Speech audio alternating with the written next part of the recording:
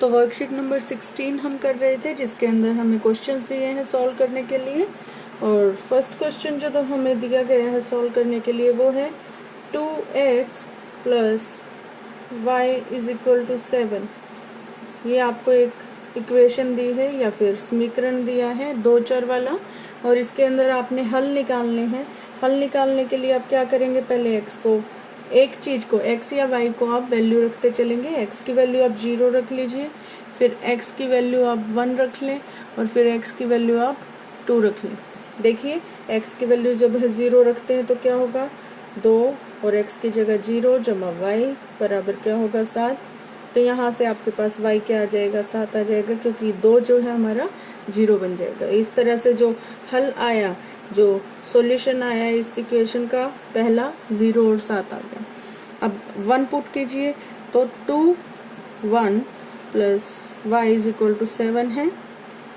ये 2 plus y equal to 7 आता है, तो यहाँ से y आपका क्या आ जाएगा, 7 माइनस 2 इक्वल टू 5 आपका आ जाएगा। तो ये क्या बताता है कि 1,5 भी इस इक्वेशन का एक सॉल्यूशन या फिर हल बन गया है।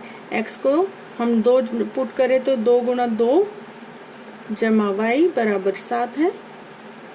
तो ये क्या होगा, 4 जमा y बराबर 7।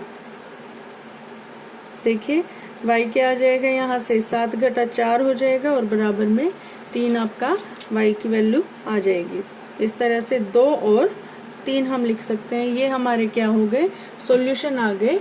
हमारी जो ये 2 चर वाली एक समीकरण, रैखिक समीकरण दिया गया है, इसके हमने 3 सॉल्यूशन या हल निकाल लिए हैं। अब आप जानते हैं कि जो हमारी लीनियर इक्वेशन इन 2 वेरिएबल होगी, या लीनियर या 2 चर वाली जो हमारी रैखिक समीकरण होगी, उसके अंदर हम कितने भी सॉल्यूशन या हल निकाल सकते हैं। एक जो हमारा चर होगा उसकी वैल्यू को हम मान कर चलेंगे और दूसरे की वैल्यू को हम निकाल लेंगे। इसी तरह से दूसरा क्वेश्चन दिया गया है, और दूसरे क्वेश्चन में आपको इक्वेशन दी है x घटा 2y बराबर क्या दिया है, 4 दिया है। अब आपको कहा है कि 0 और 2, इसके लिए आप बताइए क्या ये हल है कि नहीं इस इक्वेशन का। और 2 और 0 दूसरा पार्ट दिया है, 2 और 0। 0 और 2 के लिए हम देखते हैं, x की जगह 0 पुट करेंगे, घटा में 2, और y की जगह भी 2 पुट कीजिए, इक्वल टू y आपको दिया है। देखो ये 0 हो जाएगा, और माइनस के 4, ये y नहीं दिया है, ये 4 दिया है आपको, बराबर क्या आ गया, 4 आ गया। तो यहाँ हम क्या देखते हैं, -4 जो कि बराबर नहीं होता 4 के, तो मतलब ये सॉल्यूशन नहीं है। इसी तरह से हम सेकंड में देखते हैं, जो हमारा वैल्यू है हम उसको रख लेते हैं। क्या होगा, 2 घटा 2y 0 होगा, और बराबर में क्या है, 4 है।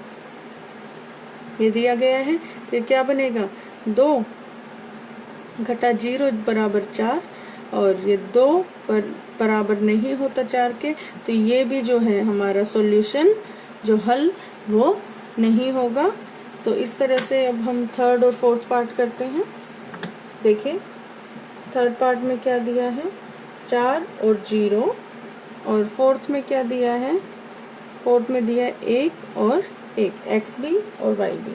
तो यहाँ पर रखिए x घटा 2y बराबर 4 की जगह, x हमारा 4 है, घटा 2 और 0 बराबर क्या होगा, 4। देखिए यहाँ क्या होगा, 4 घटा 0 बराबर 4, तो यहाँ पर 4 बराबर 4 आ गया। तो ये जो हमारा x और y है, ये क्या हो गया, ये हल हो गया इस इक्वेशन का, या सॉल्यूशन हो गया इस जो समीकरण का। देखिए 1 घटा 2 गुणा 1 हम लिखते हैं, बराबर 4। तो ये क्या होगा, 1 घटा 2 बराबर 4, तो ये क्या बना, -1 बराबर 4 हुआ। और ये तो बराबर नहीं होते, इसका मतलब ये जो है इक्वेशन का सॉल्यूशन या समीकरण का हल नहीं बना। तो इस तरह से हमारी वर्कशीट नंबर जो 16 है वो कंप्लीट होती है। आई होप आप सबको समझ आई होगी।